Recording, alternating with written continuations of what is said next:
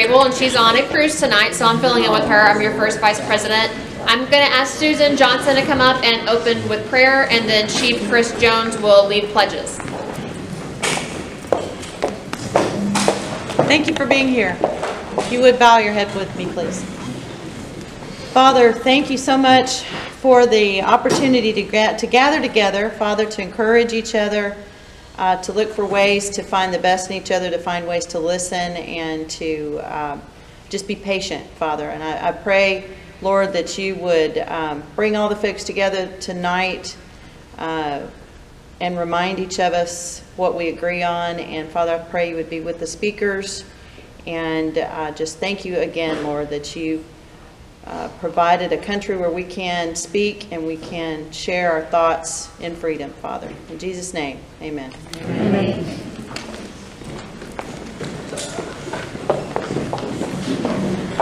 Will you please stand and join us in the pledge?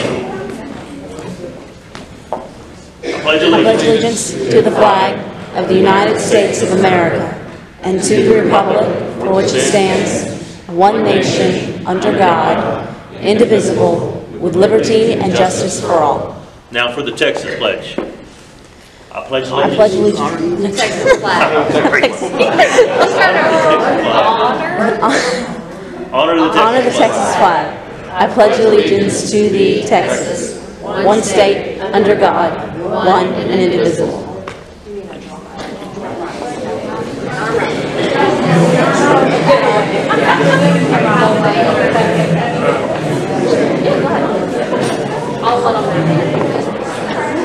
Oh, it was.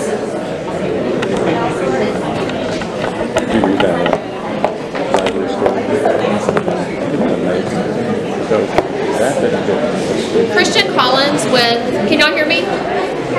Hello. Christian Collins is over here with Congressman Brady's office, and he's going to go around and pass out tickets, and you'll be entered into a door prize for a free cup. What type of cup is it? Is it a Kevin? It's a what? Arctic? An Arctic? Okay. So that's what he's coming around for right now. I would like to, our treasurer is not here, Candace Cabot's, but she did send me the financial report. After sending $600 to one of our charities, which is Tamagua, we now have $1,100 in the bank. And now I would like to introduce our elected officials. Judge Craig Doyal, Montgomery County.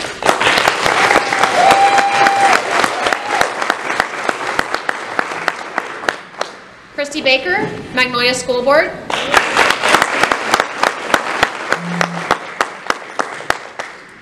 Christian Collins with Kevin Brady's office.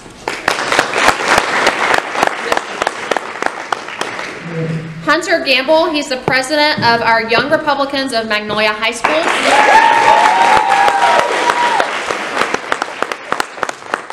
Chief Chris Jones for David Hill's office.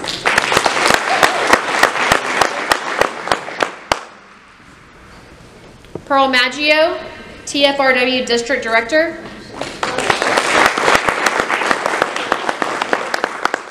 And Alice Melisson, TFRW Deputy President. And just so you know, the TFRW is the Texas Federation of Republican Women, which is what our club operates under. I do believe we have two precinct chairs here. Linda Stuckey, box 29. And Ginger Russell, box 74. Would you, Marcus? Marcus Woodruff, precinct 91. Precinct 91. Thank you. Commissioner Riley will be here, but he has an HOA meeting tonight at the Magnolia Hills subdivision, or Montgomery Hills subdivision. Okay, and then the details of tonight's program is going to be listed by Linda Stuckey.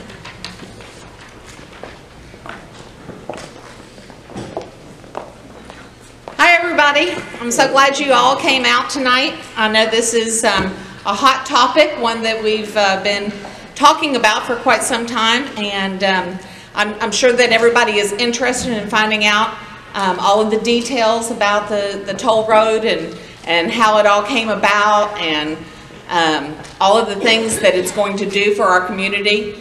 And so tonight we have Judge Doyal, Craig Doyal, As you know, Judge Doyal has been in Montgomery County for a number of years. He was originally our precinct county commissioner, and then he was elected to judge. And this man knows everything about Montgomery County. And on a side note, I'm just going to say that whoever fills his shoes has some deep shoes to fill. Here, here. So. We also have Sam Yager, and Sam is with Sam Yager Incorporated. He's going to talk to us about some of the things that he's done to that's going to benefit our community, and how that's worked out with the toll road. And then Commissioner Riley will be here a little bit later to talk. We also have Paul Mendez, who's the City of Magnolia mayor. He may have some things that he would like to say. And so, without further ado, let's let Judge Doyal start us off. Thank you, Linda. Thank you for the chance to be here. Linda called me and said, Craig, would you give us a little bit of history of how we got to where we are on 249? It's a really interesting story. You know, the 249 project, the Aggie Freeway, has been talked about as long as I can remember. Some say 50 years, but it's been out there for a long, long time. In fact, you know, a few years ago, probably 12 to 15 years ago, not exactly sure, TxDOT was going to build the 249 project through Tomball. But a large group in Tomball decided they didn't want that toll road through there, and so they protested it. A lot of activists got together and told TxDOT they didn't want the road, so TxDOT said fine, and they went somewhere else. They took the dollars that they were going to spend on 249 to another place, but they did build the bypass around Tomball. Many of you remember that, you know, when they built the bypass, there was a sign there from the day it was constructed that said site of future toll road. And TxDOT had always intended for 249 to be a toll road. It was always planned that way. And so that, you know, they kind of went away. Cut to about 5 years ago, maybe 6 years ago, not exactly sure, but a group from the Tomball Chamber of Commerce Mobility Committee came to talk to me. It was John Fisherow, Lamar Casparius, and George Shackle came to my office, and they said, Craig, would you go with us to talk to TxDOT about revisiting 249? So, well, I guess I could, but I'm not your commissioner. You're in Harris County. I said, well, yeah, I know, but we don't know our commissioner. Commissioner Cagle had just been appointed commissioner, so they didn't really know him. So I said, well, great, I'll go with you. And so we went to talk to, and this is the same group that protested the road years before, but found themselves drowning in traffic and needing some kind of assistance. So we went to talk to then Highway Commissioner Ned Holmes, who told us, you know, we told him we wanted to talk about 249, wanted to see that project built. He said, well, that sounds like a great idea. How are you going to build it? He wasn't going to have anything to do with it. I said, well, he's not opposed to it. So then we went and talked to Delvin Dennis, who was at that time the district engineer for TxDOT down Washington Avenue. And Delvin was actually the TxDOT representative that was sent to Tomball when it was kind of basically just moved down. And so we said, Dennis, we really would like to talk to you about starting this 249 project again. And he said, well, that sounds like a great idea. How are you going to build it? He didn't want anything to do with it. He said, we tried once, we're out. So I thought, well, I'd never met Commissioner Cagle, but it's in his precinct, so I'd at least go talk to him. So I sat down with Commissioner Cagle, and he said, that's a great idea. How are we going to build it? So Hector then became a partner with us to start talking about the 249 project. We then created what was called the 249 Partnership. We had numerous meetings in Tomball, Magnolia, Navasota, and had a bunch of people along that route get involved that wanted to see that project constructed. We went with that group to TxDOT, talked to TxDOT to the Highway Commission in Austin, talked to them about building that road. And Jeff Mosley, who was the commissioner at that time, was kind of a champion of this project and said, okay, that's a great idea, why don't we do that? They didn't want to build it through Tomball or Magnolia because they heard the opposition. So Hector said, we'll build a piece in Harris County. We agreed to build a 3.6 mile piece in Montgomery County through the Magnolia area, and then TxDOT was going to build it through the balance of Montgomery County and into Grimes County and on out to 105. We had a great partnership working with TxDOT and with Hector.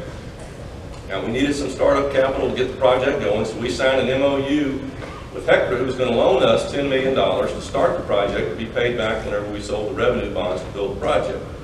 We opted later to fund those dollars through a loan from Montgomery County instead of through Hector, which ended up netting Montgomery County the interest on that loan, which is a little over $100,000, and we paid it back when we sold the bonds to build the project. We did, you know, Hector did the traffic and revenue study through Harris County all the way up to 1488. The project showed it was tremendously viable. There was no question about the need for it. You know, there's 138,000 people. Was it 5 or 6 years ago, Susan? There was or Paul, you probably remember. Where's Paul? They had the sign up there that said 138,000 people at the population sign, because there was 138,000 people identified within a 5-mile radius of Magnolia, and this was, what, 5 years ago, Paul? Yes, sir. You know, there's 110,000 people that live in the Woodlands. Just think of what that would be like if the Hardy wasn't there, and the only route to get to Houston from Conroe or the Woodlands was I-45. Well, it really was, if you really didn't have I-45, because we don't have that here, all we have are the feeder roads at 249. And so the need is there. The need was obvious. The traffic and revenue study was solid. And so we went out and prepared to sell revenue bonds. Now you'll hear people say toll roads are double taxation. That's a ridiculous statement, because not one penny of county tax dollars are going into this road. Not one penny of your state taxes or sales tax are going into this road. Not one penny of federal income tax is going into this road. It's being funded with revenue bonds based on the traffic and revenue study that was conducted. Investors look at that traffic and revenue study and decide whether or not this is a good project for them to invest in or not. People that do just spend their days analyzing projects, analyzing opportunities. They looked at this project, and when we put these revenue bonds to market, we were trying to sell $89 million in revenue bonds. We got $1.19 billion in orders. That's what the financial markets saw as the potential for this project. Those revenue bonds refunded the county. Now we're starting the construction of the project. Now, I hear people say we should have let TxDOT build it for free. We went to Austin, asked TxDOT, what can we do? What can we do to get this project done? It's just not going to happen. In fact, Victor Vandergrift, one of the TxDOT commissioners, came to our commissioner's court, drove here from Fort Worth, Texas, and said, if you're counting on TxDOT to build this road as a free road, it's probably not going to happen in our lifetime. That was unacceptable. So to wait on TxDOT that long is just not going to be an option for us. We see continued growth here. I can tell you that the partnership with Hector, partnership with TxDOT, and getting this project built will change the complexion of this part of Montgomery County. The partnership that we have with developers like Sam Yager along that route will change what's going on in this community. We've had developers that donated right away. And you'll hear people say, oh, you're just doing it for the developers. No, developers go out and speculate. They know where routes and roads are going to go, and they buy land ahead of time knowing that. When we partner with those developers to donate, and Yager donated a significant amount of right-of-way, and has made other deals with TxDOT, in fact, that has brought a tremendous amount of additional revenue into the project that's going to positively impact this whole community. So it's a project that's been a long time coming, that we put a lot of effort into over a long period of years. It's a toll road, yes. I know people don't like toll roads, but it was always going to be a toll road whether TxDOT built it or we did. My thought was if we could keep those revenues right here in Montgomery County and use them to build additional roads that will feed to that facility, it makes more sense than giving those dollars somewhere else. So with that, Yager, if you want to talk a little bit about some of the developments you're going to do, and I think we're going to do questions After, yes. Okay. Thank you, Judge. I appreciate it. My name is Sam Yager III. I am a vice president of Sam Yager Incorporated. I've been developing in and around the Houston and surrounding county area since about 1994.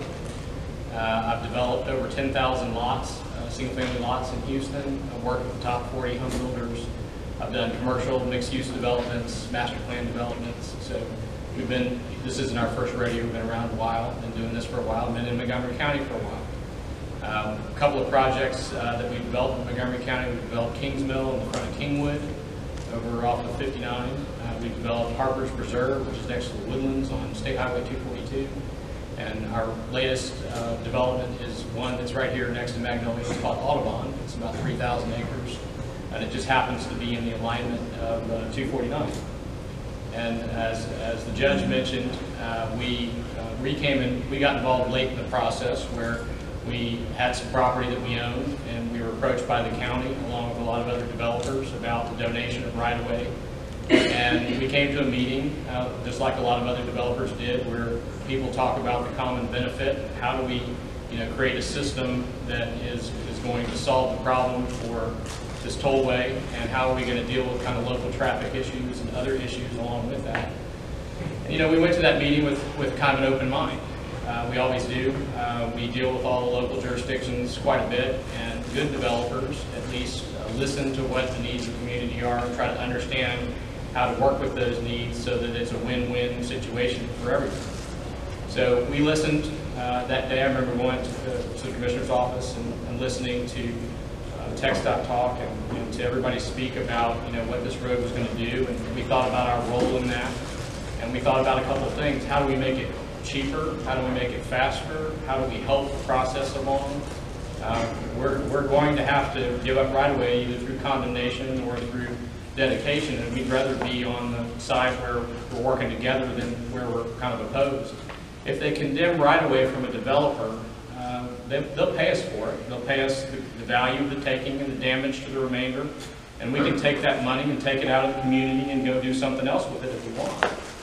But we made the decision that we didn't want to do that. We wanted to leave the money in the project, and we wanted to leave the money in a place where it could do more good. And so as we started to have a conversation with the county and TX about how we could work together, it became apparent, there's a corridor. Our project is located kind of, if you think about 1774 and 149, State Highway 149, or FM 149, coming to a point at the southern end, that's kind of the tip of our project. And at the northern end, we're past 1488, kind of where Mill Creek kind of crosses where the 249 will cross. So it's about 4 miles of right-of-way that we have in that area.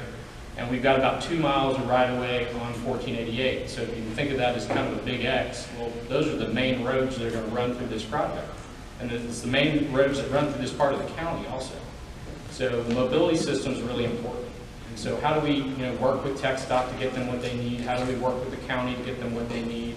And how do we solve some of these mobility problems? Because we're all kind of stuck with, we've got the railroad along 149, we've got the railroad along 1774, 1488 is kind of a bottleneck a little bit, and we're trying to work with all those kinds of issues. So we came back with a plan. We put a plan together, spent about 30 days thinking about it, working with engineers, putting consultants together, and came back to TX and said, look, we don't want you to take the right of way. We don't want to sell it to you. What we'd rather do is work with you. We'll donate the right of way, and the right of way was about 180 acres plus or minus, which is not a small piece of property. They also needed some drainage. They needed a detention pond and some other things. We said, we think we can work with you on that as well. And they said, okay. They said, well, what do you think that looks like? And we said, well, we're a little concerned. We want to make sure that we have local mobility solved, and we're willing to grant, the wider right-of-way, which is about 400 feet wide, 450 feet, depending on where you are. But we'd like to try to solve some of this local mobility. And so one of the things we proposed is adding some interchanges. Originally, there was only one interchange proposed in about a 4-mile segment of this road, and it was at 1488. And that was going to be the only on and off ramp. And I think all the people here, if you've been down 1488 at busy peak hours, you can imagine what that was going to look like. So we said, look, we don't mind donating the right-of-way, but in exchange for that, can we get a better road? Can we get a road that we can cross? Can we get a road that has, local mobility in mind also? So we added an interchange to the south of 1488 that has U-turn lanes, that has underpass, that goes over the road, that's constructed by TX as part of their project. And they said, yeah, we think we can work with you on that. We said, okay, we'd like one north of 1488 as well, because what we're concerned about is that on either side of 1488, there's really not much access in there for long stretches. It funnels all this traffic through these intersections, and you've seen the intersection of 1488 and 149 with the kind of spaghetti bowl features to it. And we said we really need to find some ways to kind of make sure that we can develop some access across here in the future. So they worked with us on that as well, and they agreed to do U-turns, and they agreed to do underpasses both north and south. So now we went from one interchange at 1488 to 3 interchanges within that 4-mile stretch. That changed a lot. So now that we had that worked out, we said we'd really like that southern interchange in 1488 be connected by an access road. And we don't want that access road to be tolled. We want it to be outside of the toll lanes of the road so that the local traffic doesn't have to get on the toll road to go from interchange to interchange here when they're just going locally. And we dedicated enough right-of-way to allow that to happen, and TxDOT said, okay, you know, we'll put that in. And so we worked with them on that as well, and we said, you know, we'd also like to have enough right-of-way to go north because there's a plan for a 1488 bypass that's going to go north of 1488, swing around the city, and tie back into 1488 on the other side. And we said, look, we want to be respectful of that plan, and we'd like to dedicate the right-of-way so that those access roads could be built in the future as part of that project, so that you're not waiting for right-of-way or have to go work it out later on. We want to think about those plans because we're thinking about our project long-term, we're thinking about the county long-term, and how do we get this kind of to work better. So as we kept having these conversations, TxDOT started to see the merit in what we were doing. We're not only making, you know, the roadway work a little better, we're taking care of local traffic issues. If you think about it, you got 149, 1774, 1488, the tollway, and the bypass. They're all TxDOT roads.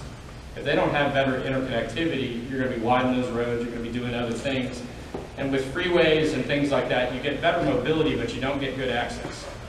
You can move traffic across the county, you can do certain things, but without interchanges, without connectivity, you have issues. And so we want to try to think about those issues as we go. So we also talked to TxDOT about drainage and said, look, we think we can work with you on drainage. We can help you with the drainage problem that you're having because it's a fairly long stretch of road. There's multiple creeks involved. And we can give you some easements and some other things that will make that go faster. We also said that we wanted you to size the culverts under there and make sure the bridges are sized appropriately for the drainage of future development so that it's not impeded and we're not giving up land in the county. We worked on you know, sleeve locations for utilities. We worked on a lot of different things to try to make it so that we're not tearing up this road, we're not creating issues going forward, and we're improving the local mobility. So at the end of the day, we ended up cutting that deal in January with TxDOT, signing it up on a agreement between our MUD districts and the authority, and then the authority has an agreement with TxDOT. And that's what's planned to be built. So we're going to end up with, you know, it's 3 interchanges instead of 1. We're going to end up with some access roads that the local groups can use and get back and forth on without having to be on the toll road, without impacting the toll road. We're going to end up with interchange movements underneath, on and off ramps for these interchanges at various locations, so there's more access. It's not funneling it all to one location. And when you think about all that and how all that plays, this took, you know, I know the judge talks about the process that this takes. It took us over a year to work through that with TxDOT. TxDOT has their own language, they have their own design standards, and what you really have to do is sit down and show them the merit in these different things, and we have to work something that's going to work for both sides. So that took a long time, and it took a lot of effort and a lot of different people to come together to kind of work through those issues. They're not always, TxDOT's not always, you know, flexible in some of those things. But we were early enough in the process, and we had a long enough piece of right-of-way in the right location that we could kind of help the process along. As part of that, we also helped them with the intersection of 1488. They needed some additional right-of-way right at the interchange of 1488. And so we worked with them on, they came to us late, actually very late in the process, and said, hey, we just realized we're going to need this in order to make this interchange work better. And we said, okay, you know, we'll add that to what that is. So these processes are not short. You know, when you're a developer, you have kind of a lot of choices, and your choices are you can either work with them or you can be in a condemnation process. And what we found, we worked with TxDOT many times on many different things, is trying to find something that will work with them, help speed the road up. You know, these contractors and other people that are going to be building things, you know, the more that they can get those things resolved, the faster that can go and get done. And then if we can address some of the local issues that go along with that, you know, it just makes sense. And again, it's a win-win scenario where, you know, you try to resolve all these things best you can. It's going to be a road, it's going to be a toll road. We don't have any control over that. But what we can control, or what we can add to the equation, we can't control it, we can really kind of add to it, is how do we create a situation where we have an improved situation for everybody? We're all going to have to deal with, you know, what comes. The question is, what's it going to look like when it does come? And can we be influential in that a little bit and help with the process? And so that's essentially what we did. I did bring today one of our schematics. So the one that's kind of closest to me over here on this table is a schematic of our property that shows those access roads and ramps and things.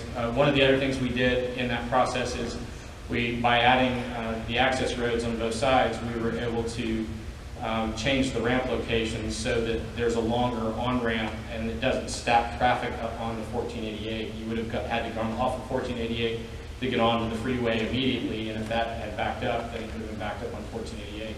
By adding the access roads, we were able to reverse the ramps and give more room on an access road so that it creates less log jams ultimately as this corridor develops. So generally, that's kind of our approach. We're kind of community oriented. We talk to all the stakeholders. We try to listen to the local government groups. We've met with Magnolia. We met with the school district. We met with different groups as we've gone along just to find out, because nobody's going to know more about the local area than the people who are here. And so we go through that process and we listen, and then we try to work within those constraints and the constraints of the project with TX. So that's a little bit about kind of what we're doing. In terms of our project, it's about a 3,000 acre development. It's going to probably get kicked off here in about the next year. It's going to be a full-on master plan community. So we'll have all the uses and things that go with that. And there'll be more to come as we get a little further along. We've been working for such a long time with TXDOT and with the contractor, and we're also working with TXDOT on 1488 that goes through our property. Ultimately, there's going to be a widening project there, and so we're doing some of the same things that we talked about here. How do we make that better? How do we avoid that road being torn up in the future as development occurs? How do we solve some of these problems before they become problems as much as you can? You can't foresee everything. My development plan will change over time. That's the way these things kind of go, but the key is do you have a really good plan? Does it have some flexibility built in? And those are all really hard things to do. You're looking at it today with today's eyes, and the road's not built yet, and everybody thinks they know what's going to happen. And if you think about, when you drive out there today, I've listened to Paul Mendes and different people drive out there and they see the work on the freeway, and it's kind of exciting to see that work because there's going to be improved access. 1774 has been widened, the tollway comes in, 149's been added, a shoulder, 1488 gets widened. That's going to change the atmosphere of what's up here and how those things work together. And it can be really exciting, but hard to visualize. A lot of people have a hard time. I have to look years out in the future on a development and decide what that's going to look like and how that's going to work. And what I tell you is you can look at a lot of other freeway and highway intersections around town as examples of what happens at those intersections. And so that traffic is coming. That development is going to happen. And as that development happens, there's going to be a need for the things I just mentioned. And we're trying to get out in front of that need and work with the local jurisdictions and TXDOT in a way that hopefully gets it there before we absolutely need it. Because a lot of times when you're kind of trying to react to a need, it's too late. We're all trying to keep up instead of trying to get out in front. So I hope that's informative for the group. Like I said, we've been working in the public area for a couple of years now, trying to make sure that all this kind of comes to fruition. We're all a little bit subject to TXDOT's timeframes and quirks, but I will say that they have tried, and especially in our case, they've been great to work with and to try to come up with solutions that kind of work for everybody. So that's really kind of all I came to say tonight, was just to give you that information on the project. But I'm also happy to answer any questions later if anybody has. I wanted to ask, is there going to be interchange at FM 1486? I also want to find out if there's going to be feeders going from 1486 all the way down to the 249 where it's getting built right now, where the feeders are out down there south of Tollway. So I don't know about 1486. I'm not involved in that part of the project. That's further north from my property. What was the second question you had? Second question is there going to be feeders on both sides of the road from 1488 all the way down to where it hits? No, there's not, at least based on the schematics that I have, there's not at this time a plan for feeders. Mostly Mill Creek Road, Mill Creek, getting over that is multiple bridges, and my guess is that originally there wasn't supposed to be any access roads, it was a toll road. Okay. So the negotiation we entered into was to create that access along our property because we were the ones that were given the donation. So there wasn't a plan to ever really have access to roads, but I think the judge can speak to that better than me. Yeah, I think that there is a development agreement in place with the property owner along the 1486 area, that there's enough right-of-way given should they decide to do what Mr. Yager has done and build some feeder roads in the future that they can, but initially there's not any plan for that area. Okay, one last question. We have a big problem with flooding on Mill Creek Road, or on Mill Creek, that entire area, because I live at the intersection right at Mill Creek and FM 1486. That water backs up big time and splashes over the road. I wanted to find out, how big is the drainage culvert that you're going to run underneath of the 249? And is it going to be big enough to be able to withstand that flooding water? Or is it going to make an even bigger flood than what we're having right now? I can't address that specifically, but I can tell you when TxDOT designs a road, it's designed for a 100-year flood capacity. But as far as the size of the culvert, I really don't know. We'd have to look at the schematic on that and see. Okay, thank you. If you'll raise your hand if you have any questions. Yes, ma'am. It's hard to say because we really haven't gotten into kind of detailed planning, but several thousand houses. I mean, if you think about kind of 3,000 acres being about the size of kind of the original Cinco range, that'll give you some idea. Cinco was actually added on to later. They added several thousand acres to it, but the original size was about 3,000. And some of that will be taken up with floodplain and Mill Creek and other things. But I'd say it's kind of in that 3,000 to 4,000 home range. Linda? So I just want to make sure, my understanding is that you won't have to get on the toll road. Is that correct? You can stay off and stay on feeders and get to where you're going and not. Through our track, that's correct. You would be able to get from an interchange to another interchange on these feeder roads. But you can still get to the places without getting on that.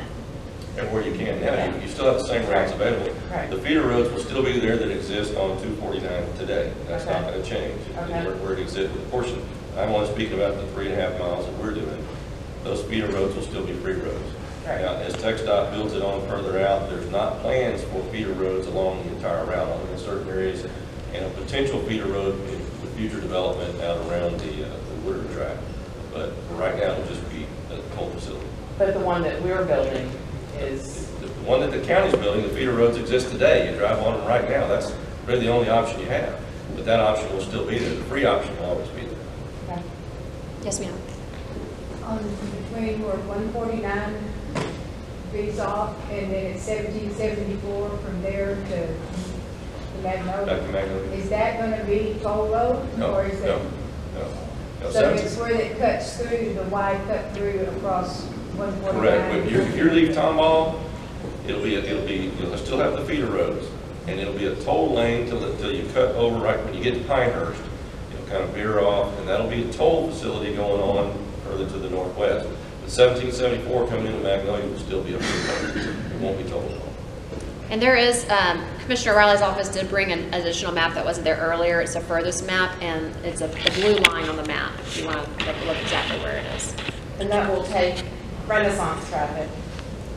Give another route. Renaissance traffic will be able to go right up to 1486 on up to 1774 and not have to come through Magnolia proper. Yes, sir, Marcus. Intersection to get on the tollway and off at FM 1486. That'd be a good question for Commissioner Riley when he gets here. I'm not sure about that. So, Marcus, remember that question when he comes back? Yes. Anyone else? Yes, Susan. Judge, could you address what is going to happen with the road going into Grimes and what that road is actually going to look like? Yeah, right now what's happened is, Grimes County is going to have basically a 2-lane farm-to-market type construction, which is really less than what we have now, quite frankly. We've got the feeder roads today. They've been there for years and years. In fact, George Mitchell was very instrumental in getting those feeder roads constructed back when all that was done. Grimes County is going to be a much smaller, more of a farm-to-market 2-lane type facility. It'll still be tolled, but it will be a much lesser facility. So it is going to be tolled?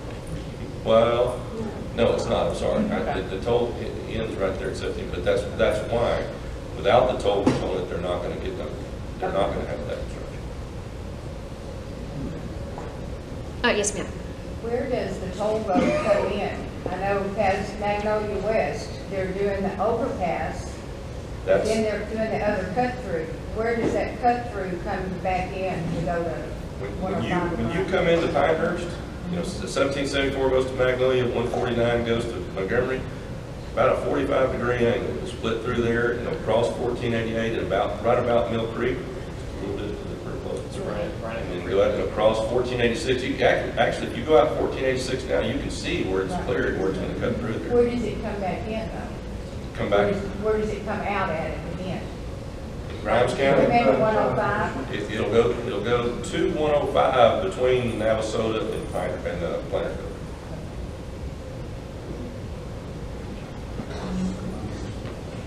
I had a question. Your master plan community, is it a mixture of retail and homes, or is it just homes? It's a mixture of all land uses, really. So there will be commercial property or commercial businesses we can visit if we don't live within that master community that would be available? Yes, and I'd say this, I'd say it's a regional destination too, because if you look at the spacing for it versus something like 242 and I-45 or other regional locations, I mean, if you think about it, you have hospitals and other things that are located in that area. Spatially, you know, you're 15 miles as the crow flies from kind of the major intersections.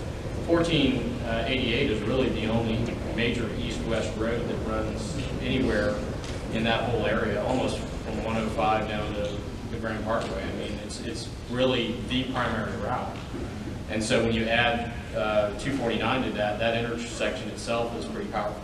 It's a regional destination, not only around Magnolia, but really for that area of the county. Yes, Gene? Oh. Not yet. Well, we're not there yet. But y'all are trying to attract maybe hospitals even. Well, we'd love to attract a lot of different groups. Yeah, I mean, that's our goal. Gene? So where is your subdivision going to be on 1488? So if you think about right now on 1488, between 149 and the city of Magnolia, there's a long wooded section that's in there. We're the wooded section. We're about 2 miles of frontage. On the right side or on the left side? Yes, ma'am, on both sides. So you got both sides? Yes, ma'am. It's about 3,000 acres, so it's about 4 miles long, so it's got about 4 miles of right of way. Yes. So Ravenwood Drive that runs in there is about kind of in the middle. So we go all the way down on one side. I don't know if you know where Mr. Jordan's property is. Right there, Mr. Jordan's property, kind of down to Magnolia Ridge, the boulevard that goes in. So that is kind of the north and south sides of both sides of that. So all the flooding is on coming out of Mill Creek, because our subdivision in back floods bad. Yeah, we've had some questions from TxDOT about the 1488 bridge at that location. My understanding is they're talking about actually making that taller, and that's part of the conversations we've had with them. Well, the subdivision in the back floods. Right. They have like on the road 5 foot of water. Right. Pine Vista. Yeah. Pine Vista. Okay, so we have, sorry, Jodell, then James, and then David. Yeah. Okay, you stipulated that 1488 is the major thoroughfare. What are you guys allowing for heading east on 1488? I haven't heard anything about you're allowing. East on 1488 from where? From the From freeway? 149, because you're about to, I think, load up that area. East from 149 is, I think that's the area they're widening right now, isn't it? Yeah. Aren't they in a widening project? No. Texas? I take it every day, no, they're not. I don't know what's happening in that segment. So that's what I'm asking. What are your plans for the future? Because you know if you're bringing all these people in, they're going to want to go on that, once you hit 149, what's planned or what are you anticipating happening to 1488 from 149 to 45? It's been widened in some segments down towards I-45. There is a segment, I think. It's not wide enough. I take it every day. All right, James Nelson. Riley will be here in a minute, but I think he's working with TxDOT right now on some restriping projects that will add an additional lane, at least portions of 1488 get back to I-45. Yeah, they built it initially with a wide enough shoulder to add lane capacity going forward. I think the plan is to restripe that to add lane capacity going back to 45. James, and then David, and then back to Gene. Okay, I have I have one question that's going to lead into another question. What is the average size of your lots for the homes that you're going to build down here? Don't know yet, haven't designed it yet. But you're talking thousands on how many acres? It's a 3,000 acre development, but it has, you know, it has floodplain and right-of-way and all of those kinds of things with it. So Well, that's the can you process. give us an idea about how many trees you're going to cut down?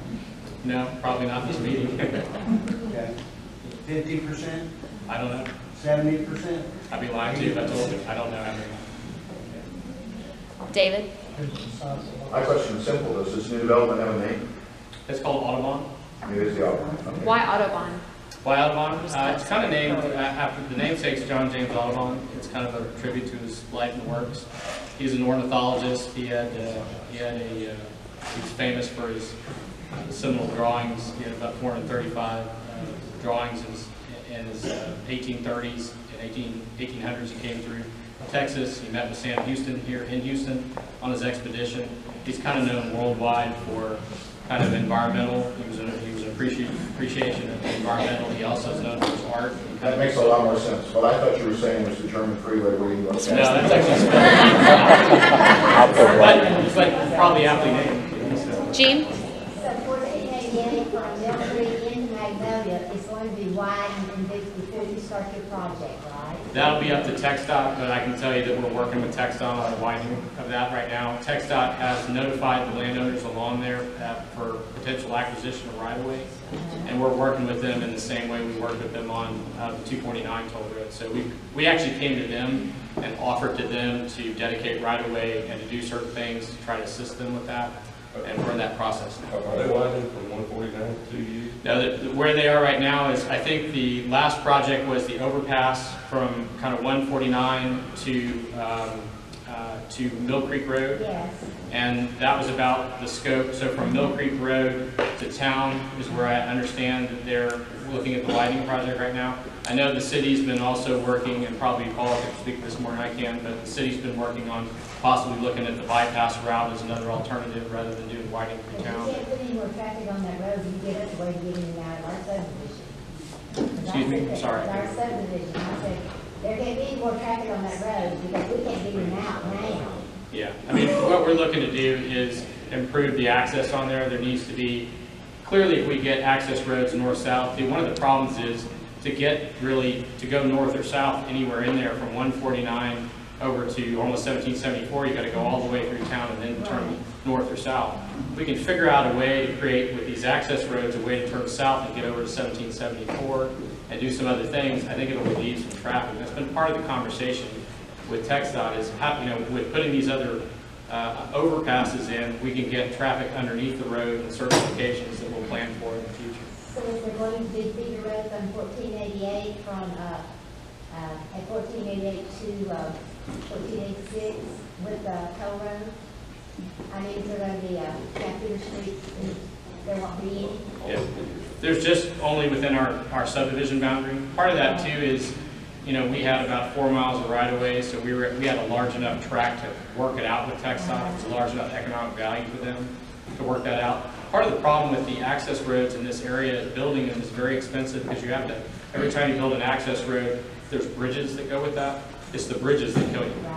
And so if you're in, so in some areas of Harris County, it's flat and there's not many bridges, and so the access roads are a lot more affordable. In Montgomery County, you've got a lot more up and down, and getting across those spots is pretty expensive, and that's what drives up the cost. We would have liked to have even more access roads, but at some point, it just doesn't become economical for TXDOT to make that trade. So we did what we could to try to improve the situation.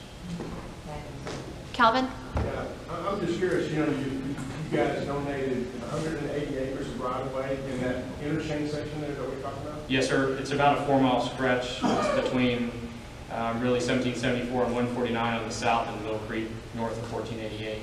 Had you allowed TXDOT to condemn it, what would you estimate the value of that property would be? Probably in the $8 to $10 million or more. And once you get the feeder roads down your property and interchanges, how much do you think that's increased your property to the edges? Hard to say. Some of it's floodplain, some of it's developable. So if you're a developer, you got an idea. I don't really. I mean, You know, it's a lot of right of way, but there's also a lot of creek crossings and other things. So if you had not given them the property, donated or whatever you call that, and they had to come in and condemn your property, they would not have built interchanges or feeder roads, and people wouldn't be able to get to your development. No, that's not true. You could get off at 1488. We could access it that way. If you didn't have a feeder road going north and south there, you wouldn't be able to get to your property side. No, we've got 2 miles of 1488 frontage, and we have access off 1774, so we could have developed it. But is it better overall? Probably from a lot of reasons. Some local, some it'll work a little bit better with our mobility system. So, you know, there's some benefit to everybody there, just to be fair. Dan? What percentage of that 3,000 acres, what it is, what percentage is going to be commercial and what percentage is going to be residential? Hard to say. A lot of it is going to be dependent on kind of uses. So what you plan for in a master plan development is you have commercial, you might have institutional uses like schools and different things. So a lot depends on what you define as commercial and how much of that is really kind of quote unquote commercial. But you may have office, you could have hospitals, you could have. What percentage would be residential? Excuse me? What percentage would be residential? I don't have those numbers off the top of my head, but I'd say there's probably, you know, 300 to 500 acres of mixed uses, which includes schools and other things. I'd say there's probably, you know, 3,000 to 4,000 houses, and however that kind of works itself out. David? One last question, and kind of Judge, this is for you. Where does the training factor into all of this? You know, when I first moved out here, what, 6 or 7 years ago, there was a lot of talk of a bullet train coming The high-speed rail, it's west of us. It's not coming through Montgomery County anyway. Okay. So it won't have any impact on it. Isn't it true that if you guys would have held out for eminent domain, it would have made this project last a heck of a lot longer between going back and forth and nothing would have gotten done? Also, with the eminent domain and you giving that to them, number one, it makes it ease of congestion throughout the area, along with your development will sell better because it's not going to sell if people are congested, they can't get to it, and they have issues all the time. So thank you very much for doing that. Thank you.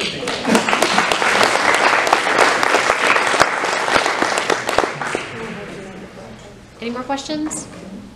Those public-private partnerships are really critical. Fish Creek Thoroughfare is another great example. All that right-of-way was donated by the developers years ago, far in advance of the need for the road.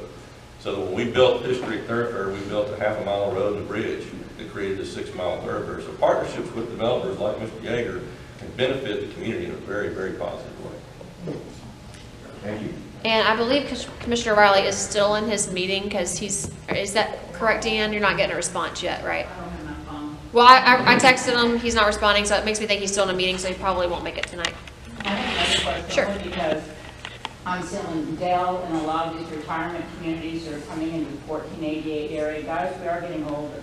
Hospitals and healthcare is very You are. forgetting. We're already there. So right now, we're blessed because the traffic is lightening up a little bit. I mean, I'm in the home building business. I go all over the place. And on top of that, healthcare is good because the Woodlands has built more hospitals. That's fine. Conroe, Tomball is. What are you going to do bringing that many people into this area as far as the speed of healthcare, ambulance, and police department, fire department? I mean, the roads and being able to get past that helps a lot. But any healthcare coming into it also?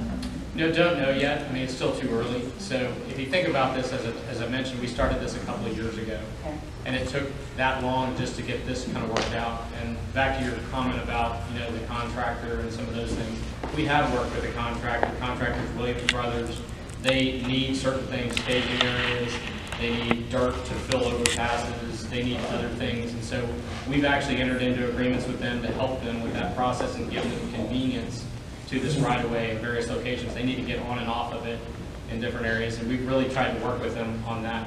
The same is true with the county, the school districts, all of those different groups. And we just sold a school site in our Harbors Reserve project, a Conroe's deed that took 3 years.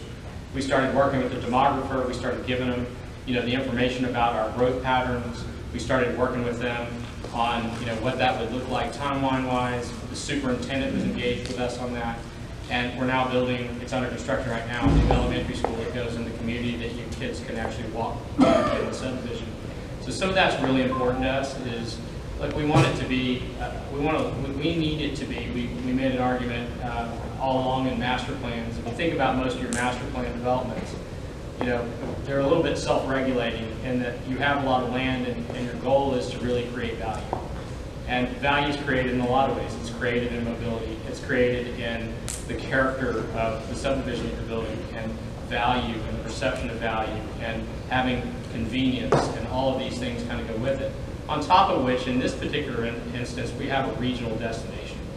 And because it's a regional destination, it's going to have people that want to be at it because it is the corner of kind of Main and Main for that area of the county.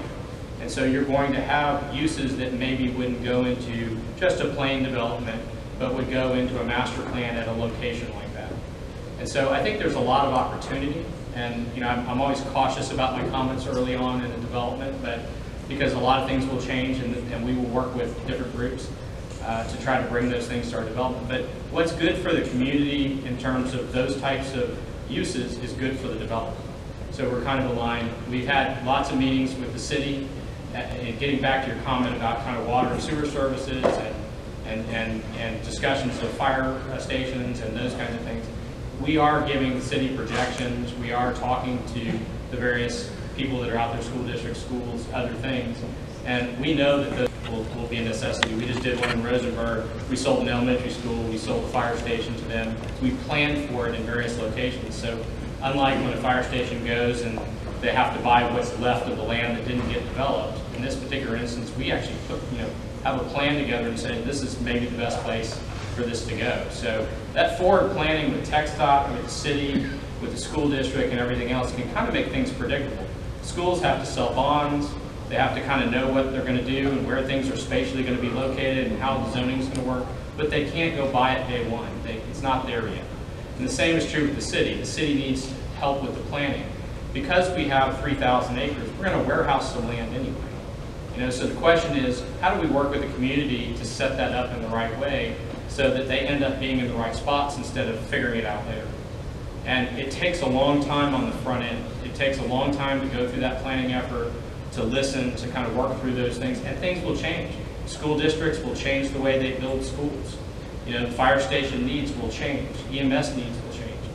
Police needs change. And so think about all the changes that are going on in commercial right now where the big boxes are starting to go away and it's more destination use. Well, we're really focused on that. You know, how do we create a destination where you want to go? Like if you go to the Woodlands Town Center area and you see their marketplace and it's kind of a walkable atmosphere. Well, we have a big enough project that we can think about those things as well as the traditional retail levels. So it's kind of interesting. It's a fun time to be a developer. It's a challenging time to be a developer. But we're up for it. You know, it's what we love to do. Ginger? Yeah, I just have a question for Judge Doyal. I've been a delegate at the state for a number of years, and we spend days there. We pay our own hotels. We do all of this, and we go there. We have platform committees, and we work really hard at getting a Republican platform. And then at the end of all this time, we all vote on it. And there's thousands of us that vote on it that come up with a Republican platform. In our Republican platform in toll roads, we oppose public-private partnership. How do you reason going through with this when it's opposed to our Republican platform? Pretty simple. Your choice is a toll road, or we don't build anything at all for the next 20 years. So we just ignore the platform and go ahead? This is a project we've been working on for 6 years. And the fact is, there's no other way for people in Magnolia to get into Houston other than 249. So you can sit there in traffic all day. You know what it's like trying to get from here to Tomball or here into Houston through those red lights? I don't think people in Magnolia want to do that. So But we heard loud and clear. Toll road.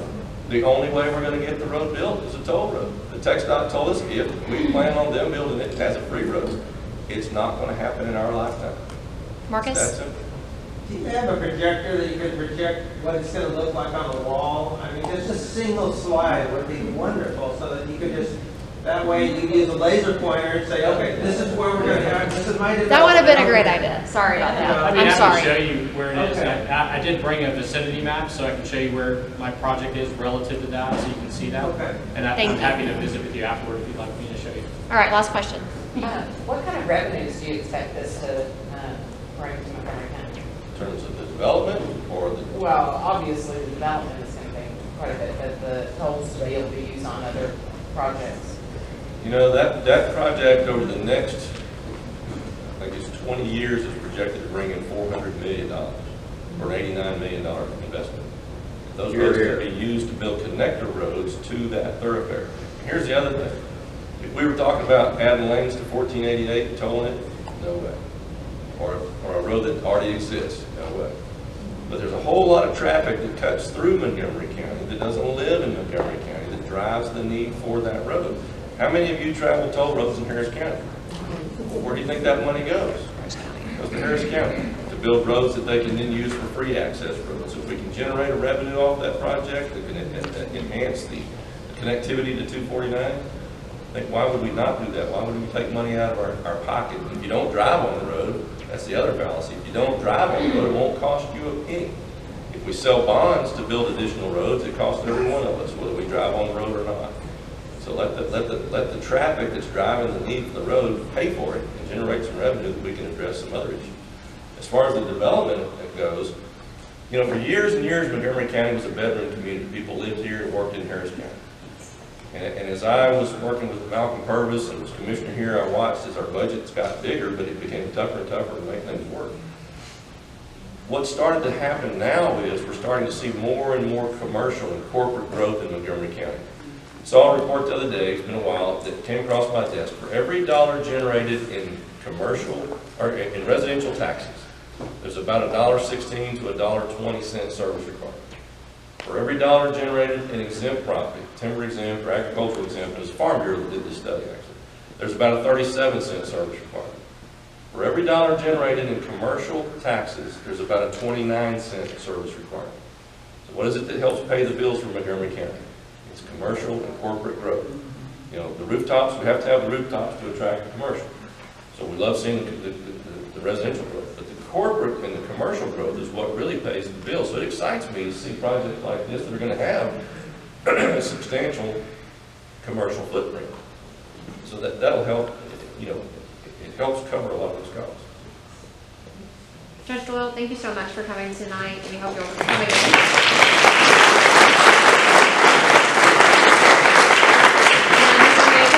That you will come back again. We'd love to hear how this project is going. I think we're all excited about maybe a marketplace type or a vintage park type atmosphere here in Magnolia for us to enjoy here, spend money here in Montgomery County, not send the money to Harris County. So I hope you come back again. Is Charlie here? Right now. Okay. So Commissioner Riley is about 5 minutes out. We have a little bit of housekeeping to do, so he'll be here. He does have a map in the back, so he might want to come up and just make a few comments, but then y'all, at questions, y'all can meet him over here at these maps at the end and talk to him further. So I missed one person. I'm sorry, Erica Ritchie. She's here from Brandon Creighton's office, and I didn't mention her earlier. I think has she left? She left. Oops, sorry. Creighton's office was here. Becky Vance, who is our chairman for our nominations committee, if she will come up. So we are at the end of our term for the Republican women. In October, we will vote on new officers for the board, and then in November, they'll be installed. And the committee that she's running takes care of that housekeeping. Okay, so we have come up with a slate of officers for the 2018 and 2019 Magnolia Area Republican Women's Executive Board. We'll vote in October, and we will install in November. And there are as follows: Kristen Christ for President, Linda Stuckey for First Vice President, Susan Johnson for Second Vice President, Candace Cabots for Treasurer, and Joe Riddell for Secretary. Thank you. That's it. Thank you. Okay, the last thing is we have, you want to do the drawing first? Okay, go ahead and draw and see who our lucky winner is tonight. Okay. And then I'm just going to mention the events coming up and you'll be dismissed. Thank y'all so much. So we have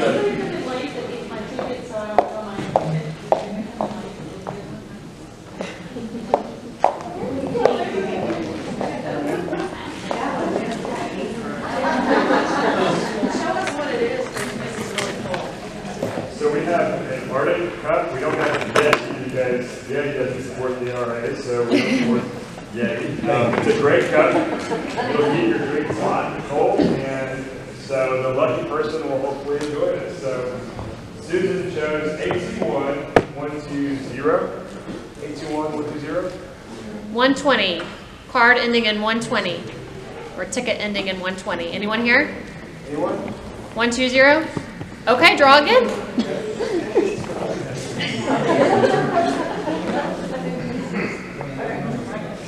All right, 821-1085.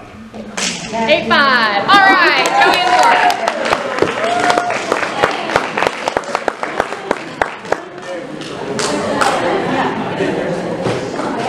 Yes, well, we have a few events coming up that we're going to mention. First, Congressman Brady's campaign will mention his barbecue. We have the Brady barbecue coming up, and we're having Sundance Head. He won The Voice, and he's traveled across the world with Blake Shelton, so that's been a lot of fun. He's going to come and be a part of our barbecue, and then we have Matt and Snap coming as well. So it'll be a fun event. That's in Do-Si-Do, September 24th, 5:30 to 7:30. Thank you so much for allowing me that time. The next day, we're going to have September 25th at Conroe High School. A lot of the Republican women are working together and are throwing a rally for Wally, which is a celebration of our chairman of the Republican Party and his work that he's done. So if you have any questions about that, you can ask one of the Republican ladies up here, or you can check out Friends of Wally Wilkerson online. On October 15th is our next meeting for Republican women, and we are going to have a meeting on sex trafficking here in our area, what's going on. It's a very important topic. It's something that people don't know a lot about, what's going on and how prevalent it is. So please keep in mind on social media of that, the news and information for that. Constable Hill is retiring. He has announced recently that he is no longer going to be our constable after the end of the month. And they will be having a retirement party for him October 1st. Angie or Chris, do y'all have any more details on that yet? Not right now. Okay. Mark your calendars for October 1st for a retirement celebration of Constable David Hill, who has been our constable for over 36 years. Is that correct?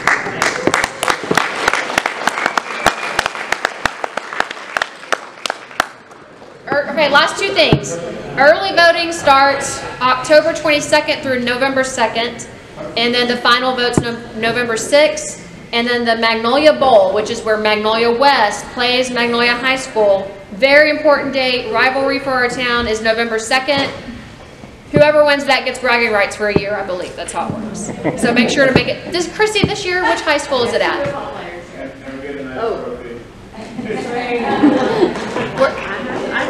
Does anyone know what school it's at this year? We bumped it last Tom? year because of the construction. Is that Magnolia High? Magnolia High School this year. And if anybody wants to get names on the shirts and all, merchants and everything, see Rotary puts on the sponsorship for that, the bowl, and we're looking for sponsors. Help us out, the money all goes. Have a big tailgate party out in front of the stadium or kind of in the tennis courts area. This year will be at Magnolia High School. They have vendors there, Chick-fil-A, music. It's a great time for the community to come together. Kids are welcome. They do face painting for the kids and hand out chicken nugget eating contests with Chick-fil-A, hand out, you know, your Commissioner Riley's here, and if you want to close us out, Commissioner Riley, and give us... We're closed!